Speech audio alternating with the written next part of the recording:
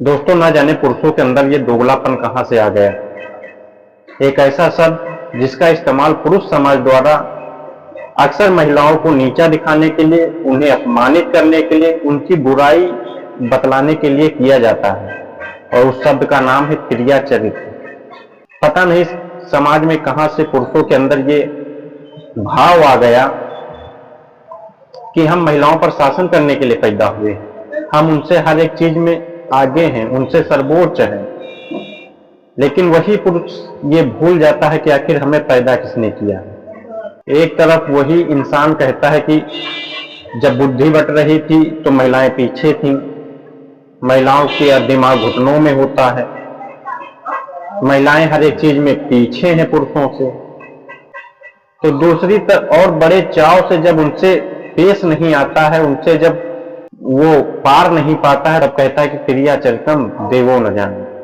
यानी कि क्रिया के चरित्र की, उसकी चतुराई को जब भगवान नहीं जान सके तो मनुष्य की क्या मिसाल।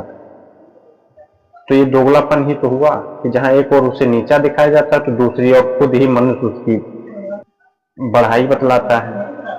क्रिया चरित्र को लेकर के इस समाज में बहुत सारी कहानियां प्रचलित हैं, जिसमें से एक बहुत फेमस कहानी है जो मैं आज आपको सुनाने जा रहा हूं। एक समय की बात है कि एक राजा हुआ करता था। उस राजा का राज्य बहुत बड़ा था।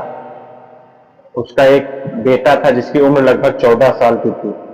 अब राजा चूंकि बूढ़ा हो चुका था, तो उसने अपने बेटे की एक के बाद एक 7 शादियां कर दी। अपने राजकुमार की 7 शादियां हो जाती हैं, लेकिन वो राजकुमार जो राजा का बेटा होता है, वो पढ़ाई करने के लिए हमेशा गुरुकुल अपने गुरु के पास जाया करता था।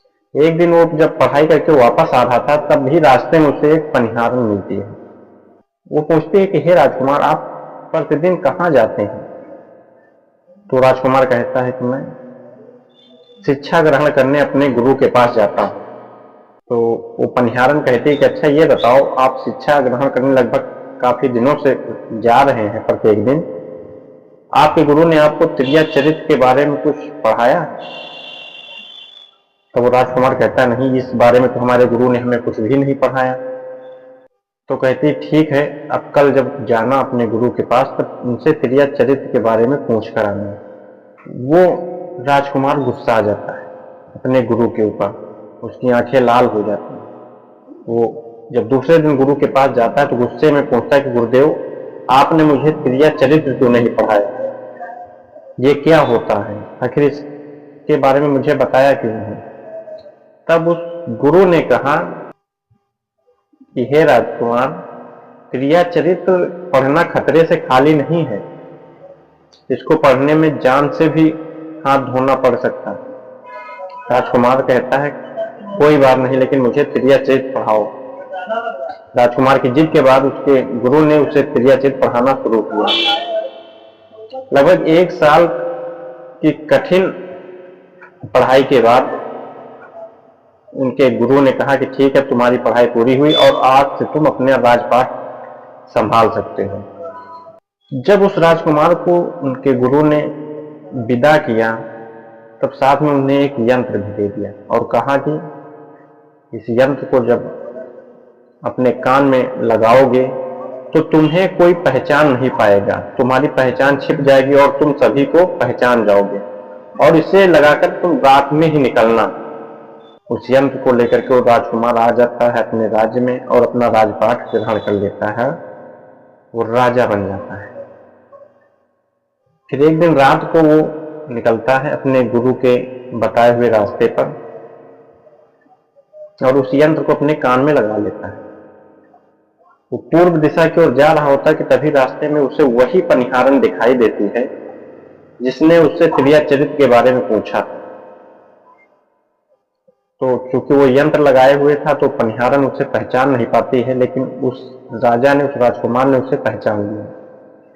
वो देखता है कि रात के लगभग 12 बजे का वक्त रहा होगा। पनिहारन हाथ में खाने की थाली लिए जंगल की ओर जा रही है। अब राजकुमार वो राजा उस महिला के पीछे पीछे जाता है तो देखता है कि वो एक जंगल में कुटिया के बनी होती वहीं पर जाता है। अब जब उस कुटिया के अंदर वो महिला जाती है, वो राजा देखता है कि अंदर एक ऋषि मुनि बैठे हुए हैं जो गुस्से में काफी लाल थे। उस महिला के अंदर प्रवेश होते हुए गुस्से से कहते, तुमने आखिर आने में इतनी देर क्यों कर दी? कहाँ थी तुम? मैं कब से इंतजार कर रही थी, कर रहा था तुम्हारा। तो महिला कहती कि हे स्वामी, मेरी शादी हो गई है, मेरे पति मुझे बुलाने आए थे, इसीलिए उनको सुलाने में काफी देर हो गई। जब वो सोए हैं तब जाकर के मैं तुम्हारे पास आई। तो वो ऋषि कहता है, आखिर जब तुम्हारी शादी हुई तो तुम यहाँ क्या करने आई?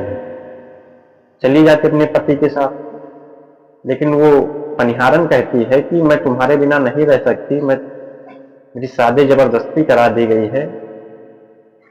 वो ऐसी कई सारी बातें करती। तो ऋषि कहता है, ठीक है, अगर तुम अपने पति के साथ नहीं रहना चाहती हो तो ये लो चाकू और इससे अपने पति का सिर काट कर लेकर आओ। वो पनिहारन उस ऋषि मुनि की बात मान लेती और चाकू लेकर के घर चली जाती।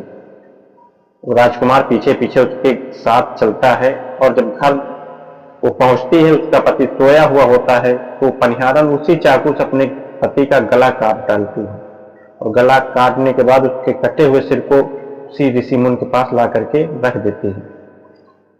ये सारा कारनामा वो राजकुमार देख रहा होता है। अब जब गुरु के पास वो कटा हुआ सिर लेकर आती है तो गुरुदेव कहते हैं कि हे नीच औरत, जब तू अपने पति की नहीं हुई तो मेरी क्या होगी, और उसे लात मारकर वहां से भगा देती है।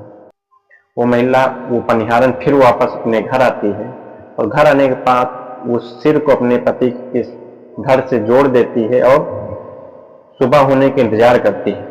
जैसे सुबह होते वो रोना धोना शुरू कर देती है कि मेरे पति की किसी ने हत्या कर दी है, और वो एकदम बदहवास हो जाती है। उसकी रोने की आवाज सुनकर के गांव वाले इकट्ठा होते हैं। फिर उसके पति को दाह संस्कार के लिए शमशान ले जाते हैं। वो रोते हुए पीछे पीछे जाती है अपने पति के साथ, अपने पति की लाश के साथ पीछे पीछे जाती है और कहते हैं, मैं अब अपने पति के चिता के साथ ही सती हो जाऊंगी, उनके साथ। वो राजकुमार चूंकि रात भर पूरा दृश्य देख चुका था, वो फिर कहता है वहीं पर कि खसम मार के सती होए और त्रिया चरित्र न जाने कोई। वो पनिहारन जान जाती है कि ये राजकुमार मुझे ही सुना रहे हैं।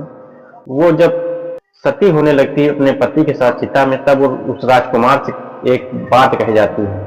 कहती कि हे राजा, अब मैं तो, तुमने मेरा कारनामा देख ही लिया, इसलिए मैं तो मर ही रही हूं, लेकिन भविष्य में अगर कभी भी तुम चटाई पर बैठना तो उसे झाड़ कर बैठना।